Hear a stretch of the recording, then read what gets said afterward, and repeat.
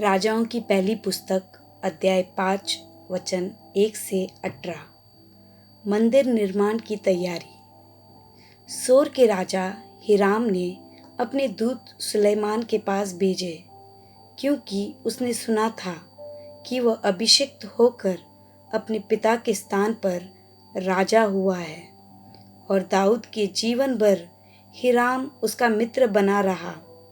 सुलेमान ने हिराम के पास यूं कहला भेजा, तुझे मालूम है कि मेरा पिता दाऊद अपने परमेश्वर यहोवा के नाम का एक भवन इसलिए न बनवा सका कि वह चारों ओर लड़ाइयों में तब तक उलझा रहा जब तक यहोवा ने उसके शत्रुओं को उसके पांव तले न कर दिया।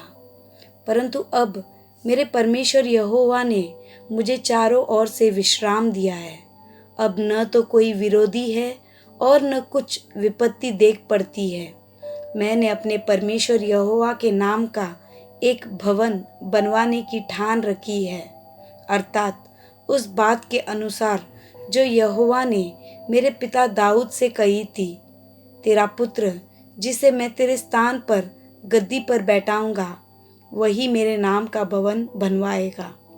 इसलिए अब तू मेरे लिए लबानोन पर से देवदारू काटने की आज्ञा दे, और मेरे दास तेरे दासों के संग रहेंगे, और जो कुछ मजदूरी तू ठहराए वही मैं तुझे तेरे दासों के लिए दूंगा।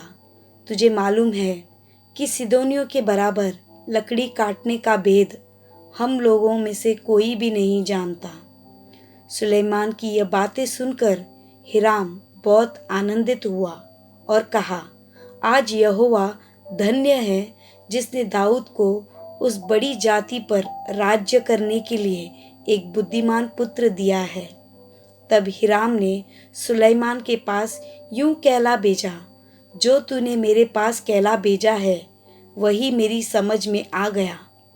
देवदारू और सनोवर की लकड़ी के विषय में जो कुछ तू चाहे वही मैं करूँगा। मेरे दास लकड़ी को लबानोन से समुद्र तक पहुँचाएंगे, फिर मैं उनके बेड़े बनवाकर जो स्थान तू मेरे लिए ठहराए वहीं पर समुद्र के मार्ग से उनको पहुँचवा दूंगा। वहाँ मैं उनको खोलकर डलवा दूंगा और तू उन्हें ले लेना, और तू मेरे परिवार के लिए भोजन देकर मेरी भी इच्छा पूरी करना। इस प्रकार हिराम सुलेमान की इच्छा के अनुसार उसको देवदारू और सनोवर की लकड़ी देने लगा, और सुलेमान ने हिराम के परिवार के खाने के लिए उसे 20,000 कोर गेहूं और 20 खोर पेरा हुआ तेल दिया। इस प्रकार सुलेमान हिराम को प्रति वर्ष दिया करता था। यहोवा ने सुलेमान को अपने वचन के अनुसार बुद्धि दी, और हिराम और सुलेमान के बीच मेल बना रहा, वरन उन दोनों ने आपस में वाचा बांध ली।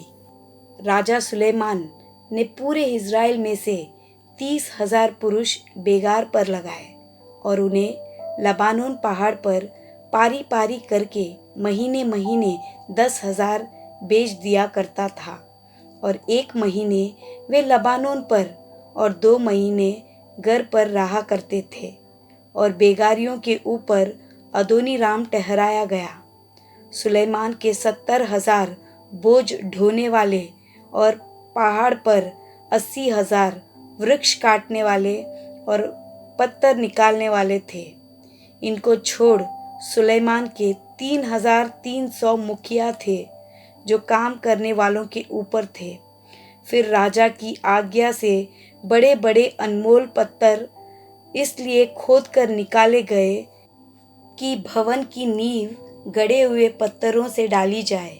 अतः सुलेमान के कारीगरों और हिराम के कारीगरों और गबालियों ने उनको गढ़ा, और भवन के बनाने के लिए लकड़ी और पत्थर तैयार किए।